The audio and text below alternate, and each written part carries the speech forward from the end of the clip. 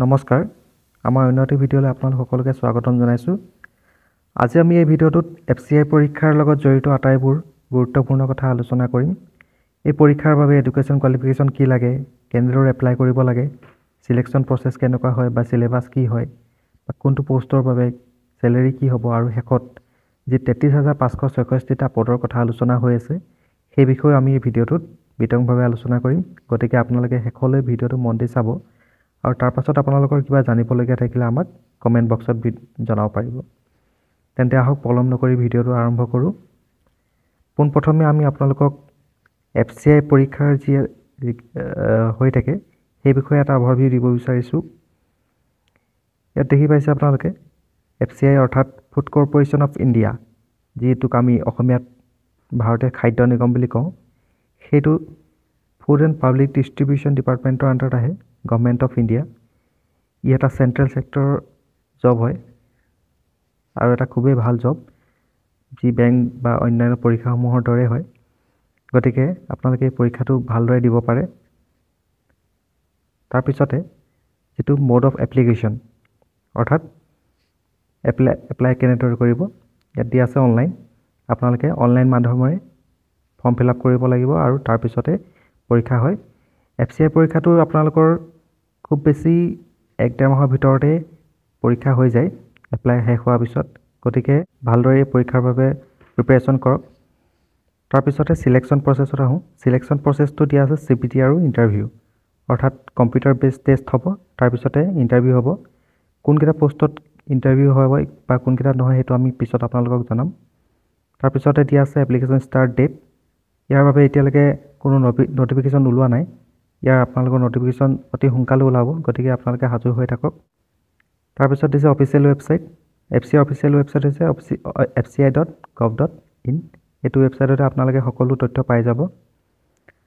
আৰু লাষ্ট যিটো FCI পৰীক্ষা হৈছিলে সেই বিষয়ে ইয়াত দিয়া আছে। সেইটো হৈছিলে আপোনালোকৰ 2022 চনৰ ৰিক্ৰুইটমেণ্ট এডভাৰটাইজমেণ্ট ওলাইছিলে আৰু চিলেকশ্যন হোৱালৈকে 2023 হৈছিলেহি। কেটেগৰী 2 আৰু কেটেগৰী 3 ওলাইছিলে। কেটেগৰী 2 আপোনালোকৰ 113টা পোষ্ট ওলাইছিলে আৰু কেটেগৰী 3 5,043টা পোষ্ট ওলাইছিলে। যথেষ্ট সংখ্যক পদৰ বাবে ৰিক্ৰুইটমেণ্ট হৈছিলে।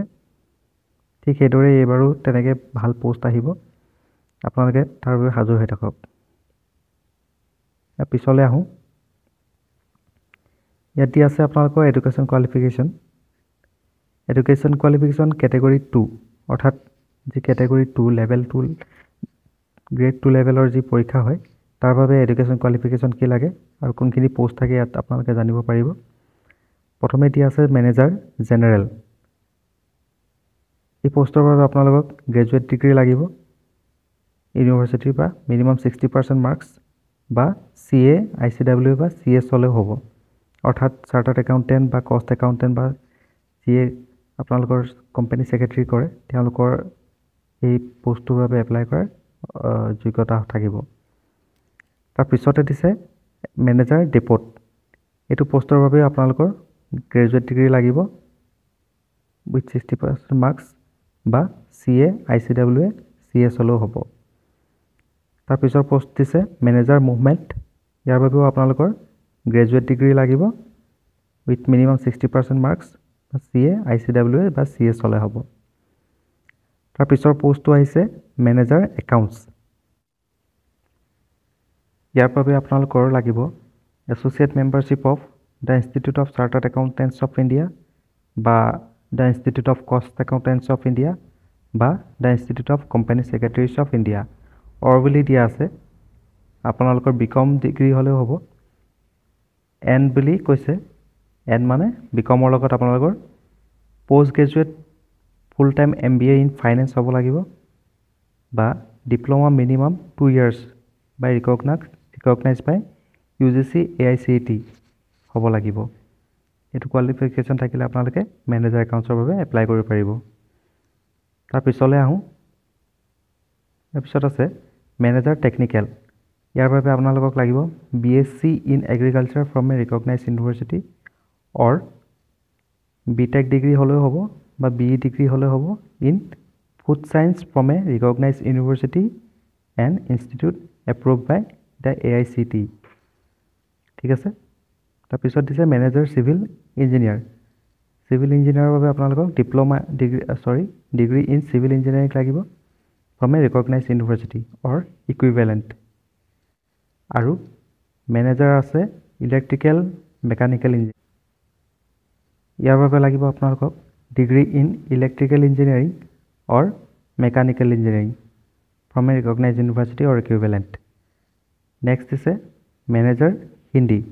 ইয়াৰ বাবে লাগিব আপোনালোকক masters degree of a recognise university or equivalent in Hindi.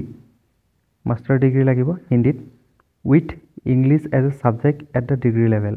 আৰু ডিগ্ৰী লেভেলত ইংলিছটো আপোনালোকৰ এটা ছাবজেক্ট হিচাপে থাকিব লাগিব। NW দিছে, মানে ইয়াৰ লগত লাগিব আপোনালোকক 5 years of experience of terminological work in Hindi or বা N দিছে translation work from English to Hindi or vice versa, preferably of technical or scientific literature। এইখিনি কোৱালিফিকেশ্যন আপোনালোকক ইয়াৰ বাবে দৰকাৰ হ'ব। তাৰপিছলৈ আহোঁ। নেক্সট আছে যিটো আপোনালোকৰ কেটেগৰী 3 লেভেলৰ অৰ্থাৎ গ্ৰেড 3 লেভেলৰ যি এক্সামিনেশ্যন হয় তাৰ বাবে কি কোৱালিফিকেশ্যন লাগিব। ইয়াত আপোনালোকৰ প্ৰথম পোষ্টটো দি আছে জুনিয়ৰ ইঞ্জিনিয়াৰ।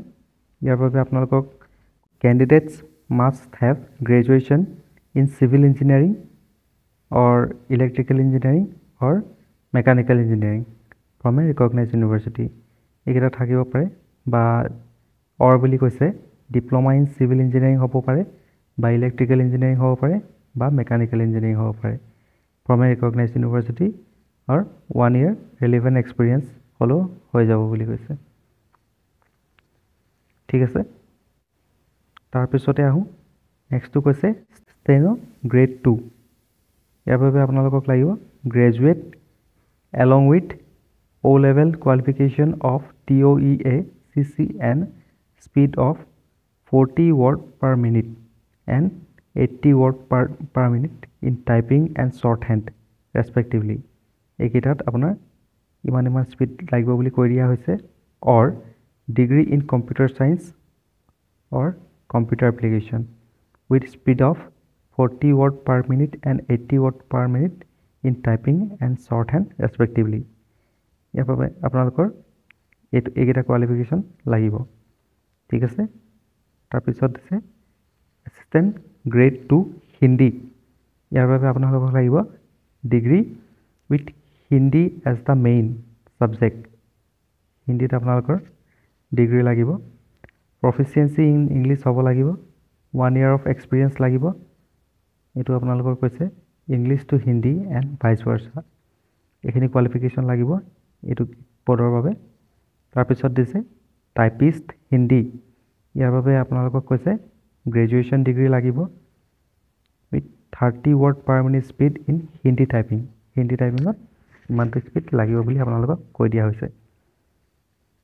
তাৰপিছৰ পোষ্টটোত দিছে AG3 জেনেৰেল এণ্ড AG3 ডেপ'ত। এই দুটা পোষ্টৰ বাবে আপোনালোকক কৈছে গ্ৰেজুৱেশ্যন ডিগ্ৰী হ'লে হৈ যাব। যিকোনো ষ্ট্ৰীমত গ্ৰেজুৱেশ্যন ডিগ্ৰী হ'লে হৈ যাব। ঠিক আছে, তাৰপিছত দিছে AG3 একাউণ্টছ। এইটো পোষ্টৰ বাবে আপোনালোকক কৈ দিয়া হৈছে গ্ৰেজুৱেট ডিগ্ৰী ইন কমাৰ্চ। যিসকলে কমাৰ্চত গ্ৰেজুৱেশ্যন কৰিছে তেওঁলোকে এই পোষ্টটোৰ বাবে কেৱল এপ্লাই কৰিব পাৰিব। ঠিক আছে, তাৰপিছত দিয়া হৈছে AG3 টেকনিকেল। ইয়াৰ বাবে কি কোৱা হৈছে candidate must have a graduate degree either in agriculture or botany or biotechnology or zoology microbiology biochemistry or food science. এইকেইটাৰ ভিতৰত যিকোনো এটা গ্ৰেজুৱেট ডিগ্ৰী থাকিব লাগিব। অৰ বুলি কোৱা হৈছে those candidates who have BTech or BE degree in food science and technology biotechnology food science from a recognized university or any institution, but that should be approved by All India Council for Technical Education are also eligible। তো AICTE দ্বাৰা approve হোৱা হ'লে আপোনালোকে eligible হৈ যাব বুলি কোৱা হৈছে ইয়াত। ঠিক আছে, এইখিনি হৈ গ'ল আপোনালোকৰ এডুকেশ্যন কোৱালিফিকেশ্যন। নেক্সট আহোঁ যিটো এজ লিমিট, কোনটো পোষ্টৰ বাবে এজ লিমিট কিমান হ'ব। এইটো আপোনালোকৰ দেখিছে কেটেগৰী 2 দিয়া আছে তো কেটেগৰী 2 যিখিনি পোষ্ট আছে যিখিনি মেনেজাৰ পোষ্ট আছে তাৰ বাবে এই আপাৰ এজ লিমিট কিমান হ'ব তো মেনেজাৰ যিখিনি বাকি পোষ্ট আছে সেইখিনিৰ বাবে আপোনালোকৰ লাগিব 28 বছৰ আপাৰ এজ লিমিট হ'ব পাৰে আৰু যেটো মেনেজাৰ হিন্দী পোষ্ট আছে তাৰ বাবে আপোনালোকৰ 35 বছৰ ম্যাক্সিমাম হ'ব পাৰে বুলি কোৱা হৈছে বাকি এজ ৰিলেক্সেশন আপোনালোকৰ যি গভৰ্নমেন্টৰ নটিফিকেশন আছে হেমতে আপোনালোকে সকলোৱে পাব ঠিক আছে নেক্সট এজ লিমিট আপোনালোকৰ যি কেটেগৰী 3 পোষ্ট কিনি আছে গ্ৰেড 3 লেভেলৰ পোষ্ট সেইখিনিৰ বাবে দিয়া হৈছে জেই কাৰণে আপোনালোকৰ ম্যাক্সিমাম 28 বছৰ হ'ব পাৰে ইলেক্ট্ৰিক্যাল জেই 28 সেম হ'ব স্টেনো যেটো আছে গ্ৰেড 2 তাৰ বাবে আপোনাৰ 25 বছৰ ম্যাক্সিমাম হ'ব পাৰিব বাকি আপোনালোকৰ যিখিনি এজি 3 দিয়া আছে অৰ্থাৎ এসিস্ট্যান্ট গ্ৰেড 3 যিখিনি পোষ্ট আছে সেইখিনিৰ বাবে গুটেখিনি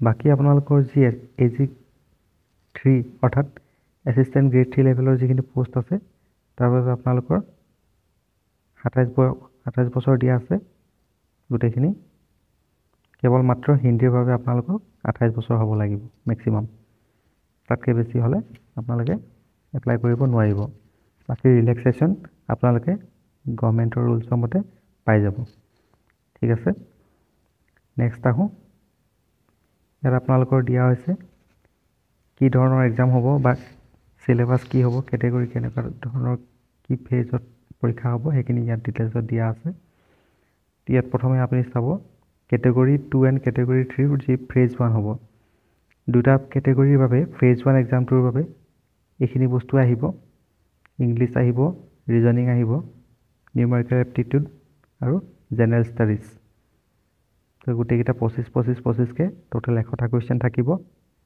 আৰু ম্যাক্সিমাম নম্বৰ এটা কোৱেশ্চনত 1 নম্বৰকে থাকিব আৰু 25 কে 100 নম্বৰ হ'ব আৰু প্ৰত্যেকটোতে আপোনাৰ 15 মিনিটকে সময় থাকিব পাৰে আৰু ইংলিছটো কেৱল ইংলিছ মিডিয়ামতে আহিব কোৱেশ্চনটো বাকিখিনি হিন্দী বা ইংলিছত আপোনালোকে দুটাতে চাব পাৰিব জেনাৰেল ষ্টাডিজত আপোনালোকৰ ইয়াত দিয়া আছে চাব কি আহিব দি দিছে history Indian economy geography general science up to class 8 level ইয়াত দিয়া আছে 20 কোৱেশ্চনছ আৰু কাৰেন্ট এফেয়াৰ্স দিয়া আছে আপোনালোকৰ 5 কোৱেশ্চনছ গতিকে ভালদৰে চাব এইখিনি আপোনালোকে ম্যাক্সিমাম আপোনালোকৰ 60 মিনিট পাব ইয়াত পৰীক্ষাটোৰ বাবে অৰ্থাৎ 1 ঘণ্টা ঠিক আছে এটো হৈ গ'ল আপোনালোকৰ যেটো আপোনালোকৰ কেটেগৰী 2 আৰু কেটেগৰী 3 ফেজ 1 এতিয়া আইছো ফেজ 1 হৈ যোৱাৰ পিছত আপোনালোকৰ কেটেগৰী 2 ফেজ 2 হ'ব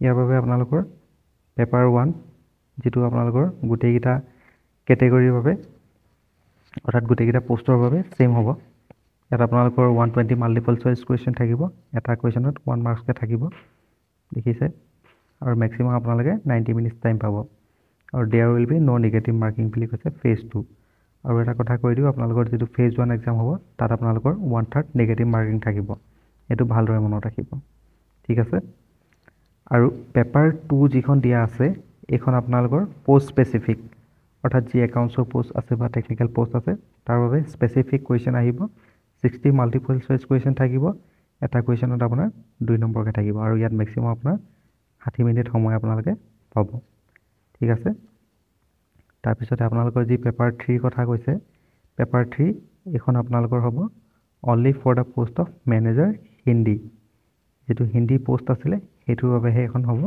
ইয়াতো আপোনালোকৰ 120 মাল্টিপল চয়েস কোৱেশ্চনছ থাকিব আৰু এটা কোৱেশ্চনত 1 নম্বৰকে থাকিব আৰু সময় দিব আপোনালোকৰ 90 মিনিটস ঠিক আছে তাৰপৰা পেপাৰ 4 খন এখনত আপোনালোকৰ কোৱা হৈছে কি only for the post of manager Hindi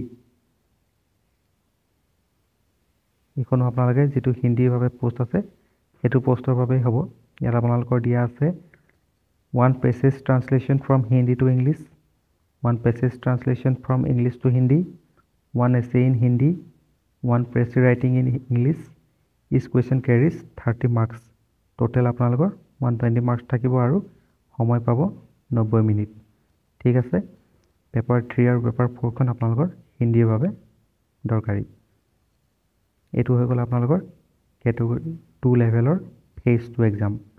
তাৰপিছত ইয়াত দিয়া আছে আপোনালোকৰ কেটেগৰী 3 লেভেলৰ ফেজ 2 যিটো এক্সাম হ'ব তাত কেনেধৰণৰ আহিব।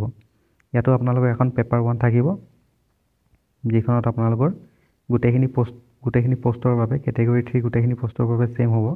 ইয়াত আপোনালোকৰ থাকিব 120 মাল্টিপল চইচ কুৱেশ্যন থাকিব, এটা কুৱেশ্যনত 1 নম্বৰকৈ, ঠিক আছে, আৰু সময় পাব আপোনালোকে 90 মিনিট। ঠিক তেনেদৰে আপোনালোকৰ পেপাৰ 2 থাকিব। পেপাৰ 2টো আপোনালোকৰ পোষ্ট স্পেচিফিক, যি একাউণ্টছৰ পোষ্ট বা টেকনিকেল পোষ্ট থাকিব, সেই পোষ্টৰ স্পেচিফিক কুৱেশ্যনছ আহিব ইয়াত। আৰু ইয়াত আপোনালোকৰ 60 মাল্টিপল চইচ কুৱেশ্যন থাকিব, আৰু এটা কুৱেশ্যনত আপোনালোকৰ 2 নম্বৰকৈ থাকিব। এইখন পেপাৰ কেৱল যিয়ে একাউণ্টছৰ বাবে এপ্লাই কৰিব বা টেকনিকেলৰ কাৰণে এপ্লাই কৰিব তেওঁলোকেহে দিব লাগিব, বাকী জেনেৰেল বা ডেপথসকলৰ কাৰণে নালাগে দেই। ইয়াত আপোনালোকৰ ডিউৰেশ্যন থাকিব 60 মিনিটছ, ঠিক আছে। তাৰপিছতে আপোনালোকৰ যিখন পেপাৰ 3 আছে এইখনো হ'ব আপোনালোকৰ পেপাৰ 3খন 120 multiple choice questions carrying maximum 1 marks. Paper 3খনো আপোনালোকৰ যি হিন্দী পোষ্টটো আছে সেই পোষ্টটোৰ বাবে লাগিব, ঠিক আছে। ইয়াত আপোনালোকৰ সময় থাকিব 90, ঠিক আছে। আৰু ইয়াত দিয়া আছে candidate should note that there will be negative marking of 1/4 for the mark assigned to a question in phase 2। If a question is left blank then no answer is marked by the candidate, there will be no negative marking for that question. অৰ্থাৎ ইয়াত প্ৰত্যেকটো কুৱেশ্যনৰ এগেইনষ্টত 1/4 negative marking থাকিব, আৰু যদি আপুনি কিবা এটা question attempt নকৰে তাত আপোনালোকৰ একো মাৰ্কছ কটা নাযায়, সেইটো জনাই দিয়া হৈছে, ঠিক আছে। যিখন পেপাৰ 1 আছে আপোনালোকৰ ফেজ 2, সেই পেপাৰ 1ত 120 মাল্টিপল চইচ কুৱেশ্যন আহিব। সেইকেইটাত আপোনালোকৰ এইখিনি আহিব, ইংলিছ লেংগুৱেজৰ কুৱেশ্যন থাকিব, ৰিজনিঙৰ থাকিব 25টা, নিউমেৰিকেল এপ্টিটিউড থাকিব 25টা, আৰু জেনেৰেল ষ্টাডিজ য'ত আপোনালোকৰ হিষ্ট্ৰী, জিঅ'গ্ৰাফী, ইকনমিৰ 25টা কুৱেশ্যন থাকিব, আৰু জেনেৰেল ছায়েন্সৰ ক্লাছ 10 লেভেললৈকে 10টা কুৱেশ্যন থাকিব, কাৰেণ্ট এফেয়াৰ্ছৰ 5টা, আৰু কম্পিউটাৰ 5টা কুৱেশ্যন আহিব। টোটেল আপোনালোকৰ 45 কুৱেশ্যন থাকিব, আৰু মেক্সিমাম আপোনাৰ 45 মাৰ্কছ থাকিব, ঠিক আছে। ইয়াত আপোনালোকৰ সময়ত থাকিব টোটেল 90 মিনিট, আৰু টোটেল কুৱেশ্যন হ'ব 120টা, ঠিক আছে। তাৰপিছত এতিয়া আহোঁ চেলেৰিৰে, অৰ্থাৎ কোনটো পোষ্টৰ বাবে কিমান চেলেৰি হয়। ইয়াত আপোনালোকে দেখিছে প্ৰথমে দিয়া আছে কেটেগৰী 2ৰ কাৰণে যি মেনেজাৰ লেভেলৰ পোষ্টখিনি আছে, তাত আপোনালোকৰ স্কেল হ'ব প্ৰত্যেকটো পোষ্টৰ বাবে ছেইম আছে 40,000 to 1,40,000।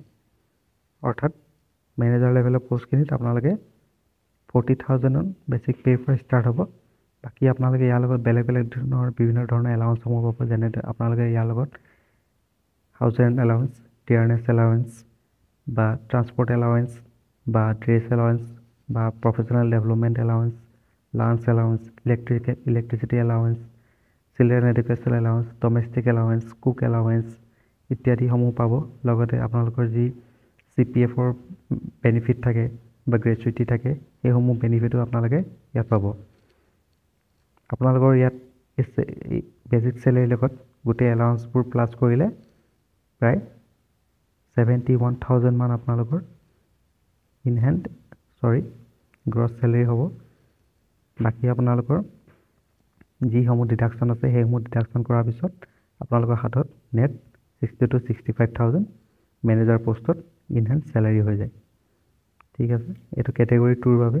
নেক্সট আপোনালোকৰ যি কেটেগৰী 3 পোষ্টখিনি আছে, অৰ্থাৎ এছিষ্টেণ্ট লেভেলৰ যিখিনি পোষ্ট আছে সেইখিনিত আপোনাৰ ইয়াত দিয়া আছে। ইয়াত দেখিছে আপোনালোকে JEE যিকেইটা পোষ্ট আছে সেইকেইটাৰ স্কেলটো দিয়া আছে 34,000 to 1,03,400। ইয়াৰ লগতো আগত কোৱাৰ দৰে বিভিন্ন এলাউঞ্চসমূহ পাব। সকলো এলাউঞ্চ আপোনালোকৰ যোগ কৰি প্ৰায় আপোনালোকৰ গ্ৰছ চেলেৰী হৈ যায় 65,000 মান। ইয়াত আপোনালোকে গ্ৰছ চেলেৰী পাই যাব এই দুটা পোষ্টৰ বাবে। আৰু আপোনালোকৰ যিসমূহ ডিডাকশ্যন আছে সেইসমূহ ডিডাকশ্যন কৰাৰ পিছত আপোনালোকৰ 57,000 বা 58,000 আপোনালোকৰ নেট চেলেৰী হৈ যায়, ঠিক আছে। নেক্সট আপোনালোকৰ যিটো ষ্টেনো গ্ৰেড 2 পোষ্ট আছে ইয়াত আপোনালোকৰ স্কেল দিয়া আছে 30,500 পৰা 88,100লৈকে। ইয়াতো আপোনালোকৰ অন্যান্য এলাউঞ্চসমূহ আগত কোৱাৰ দৰে আপোনালোকে পাব।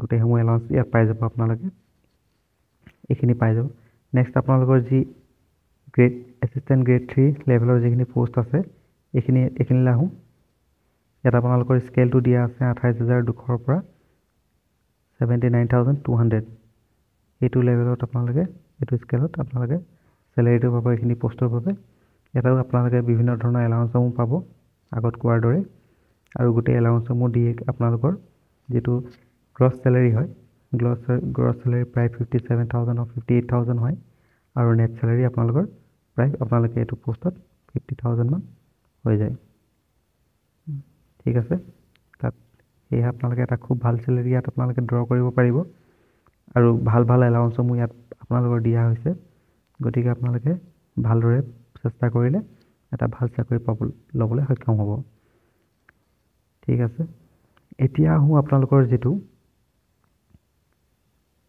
33566 পোষ্টৰ কথা ওলাইছিলে আলোচনা চলি আছে সেই বিষয়ে ইয়াত দেখিব পাৰিছে এইখিনি হৈছে আপোনালোকৰ এটা RTI মাধ্যমৰে FCI এই পোষ্টসমূহ ডিটেইলছ জনাইছিলে ক'ত কিমান পোষ্ট আছে বা কিমান ভেকেন্সি আছে সমূহ জোন ওয়াইজ আপোনালোকৰ দি দিয়া হৈছে বা ক্যাটাগৰী ওয়াইজ আপোনালোকৰ পোষ্ট ওয়াইজ সকলো ডিটেইলছত ইয়াত দি দিয়া হৈছে এইখিনি হৈছে ক্যাটাগৰী 2 লেভেলৰ পোষ্ট ইয়াত আপোনালোকৰ জোন ওয়াইজ দিয়া হৈছে ইয়াত আপোনালোকে মন কৰিব যেটো এটো নৰ্থ ইষ্ট জোন আছে নৰ্থ ইষ্ট জোনত আপোনালোকৰ ঠিক আছে ইয়াত আপোনালোকৰ প্ৰথমে দিয়া আছে SS অৰ্থাৎ স্যাংচন ষ্ট্ৰেংথ কিমান এই পোষ্টৰ এগেইনষ্টত কিমানটা পোষ্ট ষ্ট্ৰেংথ আছে আৰু তাৰ পিছতে দিয়া আছে আপোনালোকৰ MIP অৰ্থাৎ মেন ইন পজিশন কিমান অলৰেডি ইয়াত মানুহ কৰ্মৰত হৈ আছে আৰু তাৰ পিছত দিছে VACA অৰ্থাৎ ভেকেন্সি কিমান ভেকেন্সি আছে এইটো শাৰীত আপোনালোকে ভেকেন্সি সমূহ দেখিব ঠিক আছে তেতিয়াহ'লে আমি চাওঁ ক্যাটাগৰী 2 নৰ্থ ইষ্টত আপোনালোকৰ কিমান টোটাল ভেকেন্সি আছে এটো দেখিছে টোটাল 75 টা ভেকেন্সি ক্যাটাগৰী 2 লেভেলত আছে নৰ্থ ইষ্টত আৰু অল ইণ্ডিয়া লেভেলত আপোনালোকে দেখিছে ইয়াত আছে আপোনালোকৰ 649 এই চাব দেখিছে 649 ভেকেন্সি আছে অল ইণ্ডিয়া লেভেলত ঠিক তেনেদৰে আপোনালোকৰ যেটো ক্যাটাগৰী 3 দিয়া আছে এটো আপোনালোকে নৰ্থ ইষ্টত যদি আমি চাওঁ নৰ্থ ইষ্ট জোন এটো আপোনালোকে স্যাংচন পোষ্ট মেন ইন পজিশনৰ ভেকেন্সি দেখিব নৰ্থ ইষ্ট জোনত আপোনালোকৰ ইয়াত চাব পাৰে ইয়াত আপোনালোকৰ ভেকেন্সি দিয়া আছে 596 এটো হৈ গল 596 নৰ্থ ইষ্ট জোনৰ ভেকেন্সি আৰু অল ইণ্ডিয়া লেভেলৰ ভেকেন্সি আপোনালোকৰ এটো দেখিব পাইছে 8453 অল ইণ্ডিয়া লেভেলত ভেকেন্সি দিয়া হৈছে অৰ্থাৎ আমি যদি গ্ৰেড 2 আৰু গ্ৰেড 3 লেভেল দুইটা মিলাই চাওঁ তেতিয়াহ'লে টোটাল আমি গম পাওঁ যে টোটাল হৈছে 9102 টা ইমানটা পোষ্ট আপোনালোকৰ এবাৰ ভেকেন্ট আছে ঠিক আছে তো এইটো এটা ভালে সংখ্যক পোষ্ট যোৱাবাৰ তুলনাত যথেষ্ট আছে তো হেহে আপোনালোকে চেষ্টা কৰি থাকিলে এটা ভাল চাকৰি পাব সক্ষম হ'ব গতিকে ভিডিওটো ইমানে ইয়াতে আপোনালোকৰ যদি কিবা সুধিব লাগে বা অন্য জানিব লাগে থাকে আমাক কমেন্ট বক্সত জনাব আমি আপোনালোকক হেকিদি সহায় কৰিবলৈ পালে ভাল পাম ঠিক আছে তেতিয়াহ'লে আজিলে ভিডিওটো ইমানতে সামৰো ভিডিওটো শেষলৈকে চোৱাৰ বাবে ধন্যবাদ জনাইছো ধন্যবাদ